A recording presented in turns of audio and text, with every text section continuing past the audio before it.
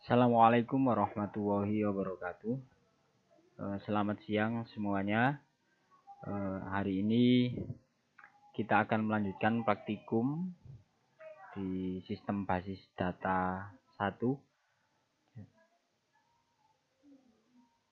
Berbeda dengan 3 pertemuan sebelumnya, pertemuan hari ini kita adakan secara online. Oke.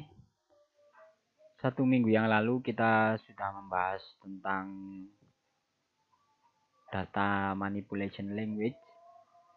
Jadi data manipulation language itu fungsinya adalah untuk fungsi untuk memanipulasi data dalam database. Misalnya adalah pengambilan data, penyisipan data, pengumpulan data, dan penghapusan data. Perintah-perintahnya seperti insert, kemudian update, delete, dan select untuk menampilkan. Pada kesempatan ini kita akan lanjutkan praktikum di praktikum keempat. Kita akan membahas tentang fungsi agregat. Jadi fungsi agregat itu fungsi yang digunakan untuk beberapa contoh seperti count untuk menghitung jumlah baris suatu kolom pada tabel, kemudian sum, perintah yang digunakan untuk menghitung jumlah nilai suatu kolom, kemudian average, ada min, kemudian ada max. Kita mulai saja praktikumnya hari ini. Pertama kita nyalakan sum kontrolnya dulu. Karena di sini sudah nyala. Kemudian kita buka navigate premiumnya.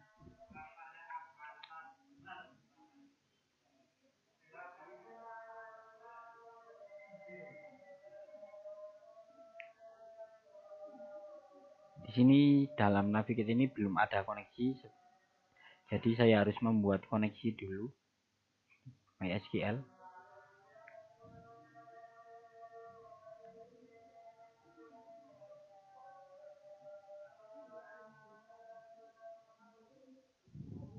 Passwordnya aku ini tes koneksi.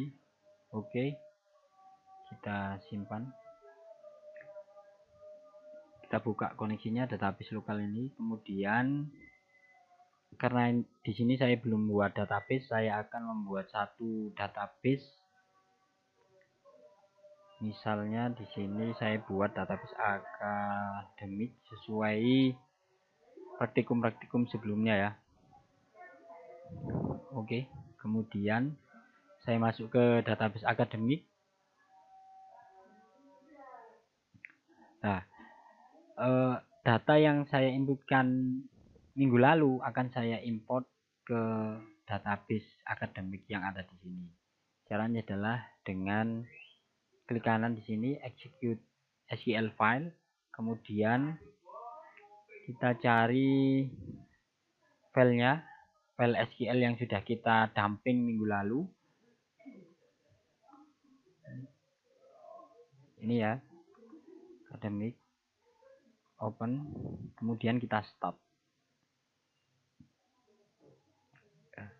Di sini keterangannya sukses, kita close.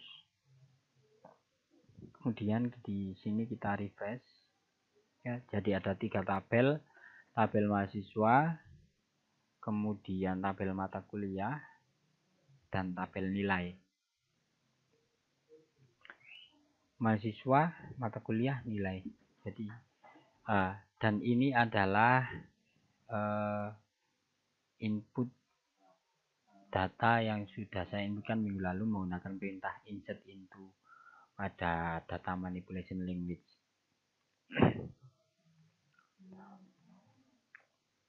Untuk memulai praktikum fungsi agregat ini, seperti biasa kita masuk ke menu query di sini, Kemudian kita buat new query. Fungsi yang pertama yaitu fungsi count. Kalau di modul itu halaman 18 ya. Nanti silakan ikuti panduan di modul juga. Jadi fungsi count perintah yang digunakan untuk menghitung jumlah baris suatu kolom pada tabel. Cara pendeklarasiannya adalah select count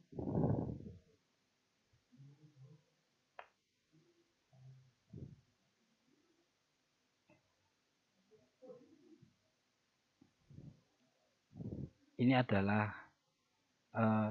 ini yang ditampilkan atau yang dihitung jumlah barisnya itu kolom yang mana. Kalau misalnya yang ditampilkan adalah semua kolom, maka ini kita ganti menggunakan bintang, tanda bintang. Kemudian from dari tabel, misalnya tabel mahasiswa di sini, mahasiswa.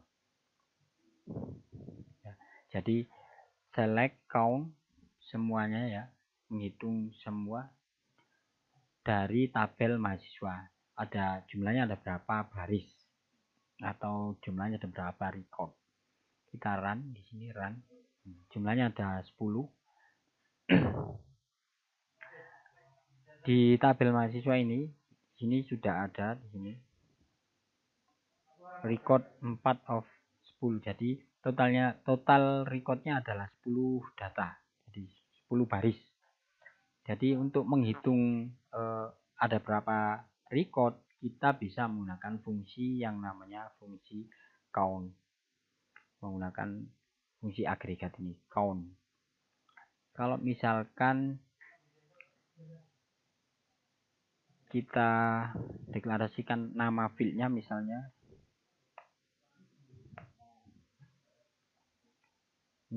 yang saya hitung adalah field atau kolom kelas di tabel mahasiswa, dari tabel mahasiswa. Kemudian kita tambahkan kondisi di sini where, di mana kelas yang akan saya hitung itu kelas A misalnya. Jadi saya akan menghitung jumlah baris yang memiliki kelas A. Dia yang berada di kelas A itu jumlahnya berapa. Kita run di sini, run. Nah, totalnya ada 5. Kita lihat di tabel mahasiswa ini, kelas A itu jumlahnya ada 1, 2, 3, 4, 5. Jadi 5 kelas sesuai dengan yang ada di tabel mahasiswa ini. Itu fungsi untuk count, untuk menghitung jumlah baris suatu kolom pada tabel. Fungsi yang kedua adalah fungsi sum. Jadi fungsi sum itu digunakan untuk menghitung jumlah nilai dari suatu kolom pada tabel. Misalnya di nilai ini, misalnya kita hitung di tabel nilai ini, kita hitung jumlah nilainya ini ada berapa. Kita bisa menggunakan fungsi yang namanya fungsi sum. Caranya adalah select, kemudian fungsi sum.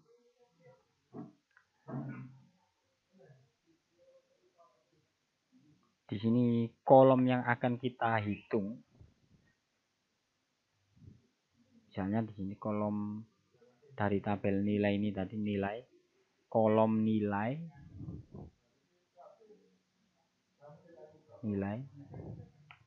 dari tabel, ini nama tabelnya ya, nama tabelnya dari tabel nilai.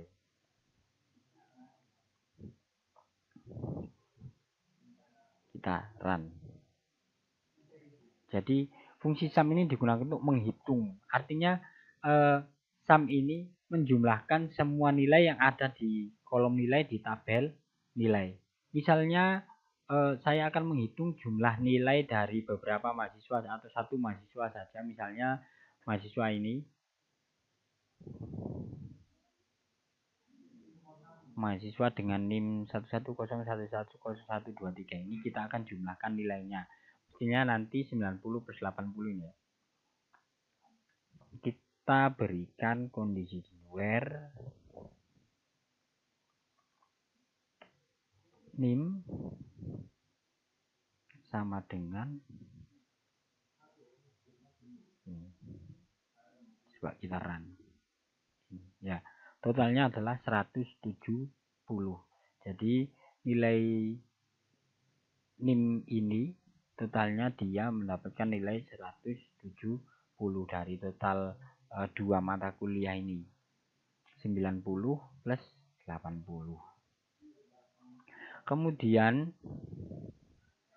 fungsi yang selanjutnya adalah fungsi average atau rata-rata dari sebuah nilai di suatu kolom. Misalnya saya akan mencari nilai rata-rata dari semua nilai yang ada di tabel nilai ini. Kita deklarasikan select kemudian average ya.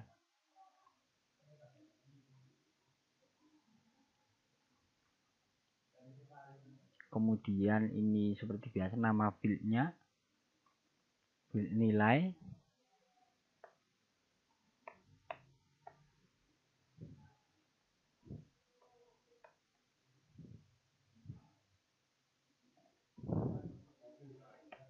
dari tabel nilai, nama tabelnya tabel nilai. Kita running. Rata-ratanya ada 81,7500. Kenapa ini munculnya seperti ini? Karena dia adalah nilai tipe datanya adalah desimal. Misalnya kita akan mencari nilai rata-rata dari satu mahasiswa saja. Misalnya satu mahasiswa ini kita cari nilai rata-ratanya.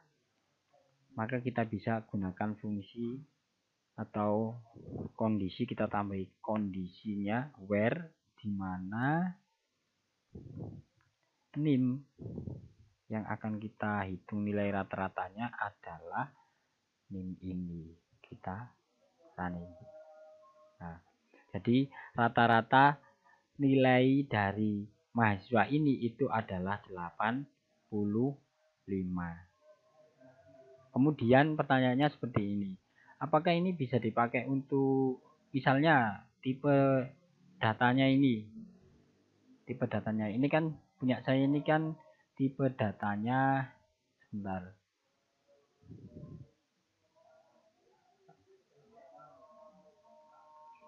Desain tabel. Nah, ini kan desimal. Ini coba kita ganti dengan varchar misalnya. Apakah bisa dihitung rata-ratanya?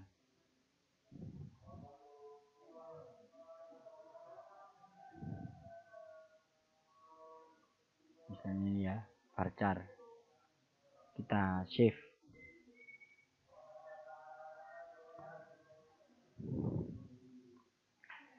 Kita hitung. Nah, ini bedanya antara desimal dengan varchar.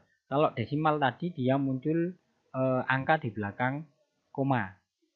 Kalau varchar dia nilainya tidak ada angka di belakang koma. Karena ini dia dianggap sebagai karakter. Kebetulan karakternya adalah angka.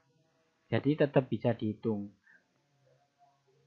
Ya, jadi meskipun varchar ini tipe datanya varchar, untuk mencari rata-rata nilainya ini masih tetap bisa menggunakan fungsi average di sini.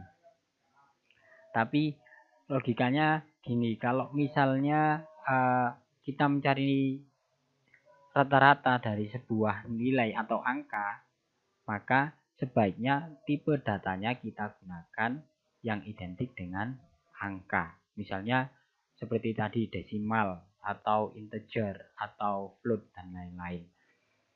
Kalau misalnya varchar semacam ini, ya meskipun ini kebetulan inputannya adalah angka semacam ini, tapi dia ini tetap dianggap sebagai karakter A, B, C dan lain-lain.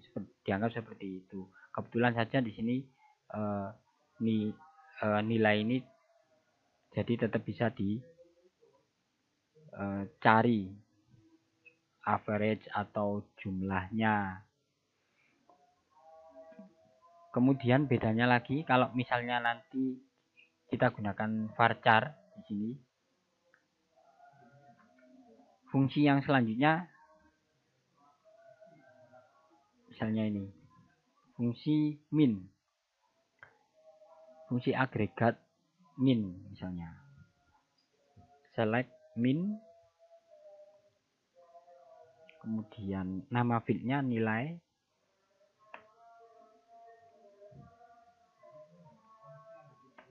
Dari tabel nilai.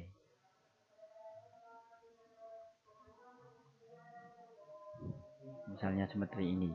Dari tabel nilai. Coba kita cari min. Fungsi min ini digunakan untuk menampilkan nilai terkecil dari sebuah atau dari satu field. Misalnya field nilai ini. Ini kita cari nilai terkecil dari kolom nilai ini. Run. Nah, kenapa ini bisa error? Karena dia ini menganggap nilainya ini dia bukan 100, tapi nilainya adalah 1. Karena tipe datanya varchar. Coba kita ubah di sini nilai ini, kita ubah lagi ke desimal.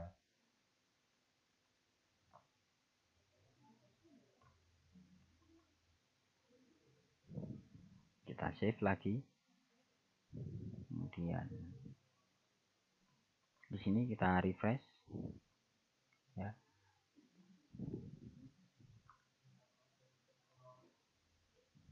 Kita run lagi.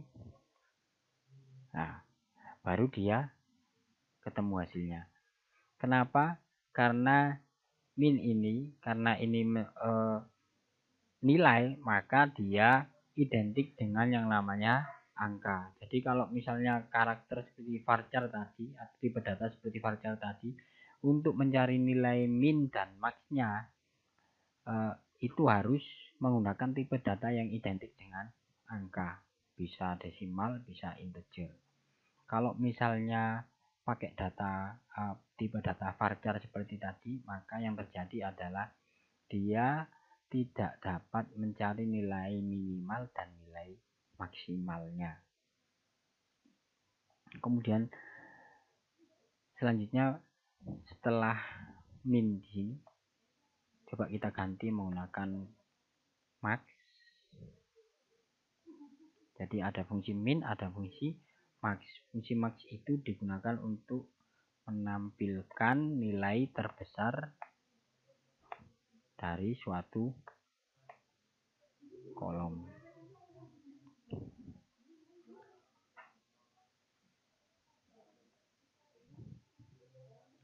Kita running. Nah, nilai maksimalnya adalah 100. Nah, jadi 90. Nilai terkecilnya 65 tadi sudah ketemu menggunakan fungsi min. Kemudian fungsi max-nya di sini. Fungsi max-nya sudah hasilnya adalah nilai terbesar dari kolom nilai ini adalah nilai 100. Ini yang nilai terbesar. Kalau nilai yang terkecil tadi akan fungsi min. Nah, ini ya. Jadi nilainya ketemu nilai terkecil dari tabel nilai, field nilai ini adalah 60, 65. Apakah di fitur ini bisa ada cara yang lebih mudah daripada fungsi-fungsi ini? Ada. Di sini untuk menampilkan itu cukup mudah menggunakan Navigate ini. Kita bisa menggunakan yang namanya filter di sini. Misalnya di sini ini fungsinya sama seperti agregat sebenarnya. Di sini misalnya kolomnya nilai. Nilai ini sini ada sama dengan, ada ini lebih besar atau lebih kecil atau lebih besar sama dengan, misalnya di sini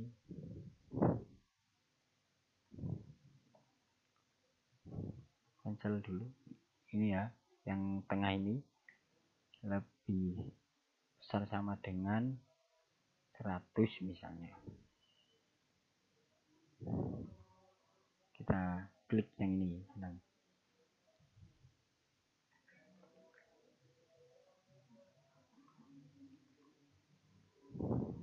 Jadi ada dua mahasiswa ini yang memiliki nilai 100. Kalau menggunakan fungsi count tadi, misalnya select count nilai dari tabel from nilai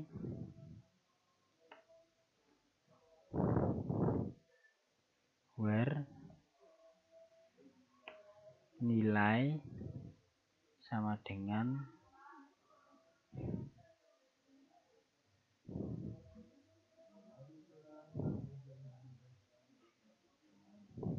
100 misalnya. Nah, totalnya ada dua. Jadi fungsi filter yang ada di Navigate ini fungsinya hampir mirip dengan fungsi agregat. Kita bisa memfilter segala sesuatu yang kita butuhkan dari tabel yang kita miliki. Misalnya di sini di tabel mahasiswa, saya mau menampilkan yang memiliki jenis kelamin laki-laki saja misalnya. Nah, ini. Jadi kita tidak perlu menuliskan query semacam itu, kita bisa memanfaatkan filter yang ada di dalam filter yang dipunyai atau fitur filter yang dimiliki oleh Navigate ini. Cukup mudah sekali menggunakan Navigate ini.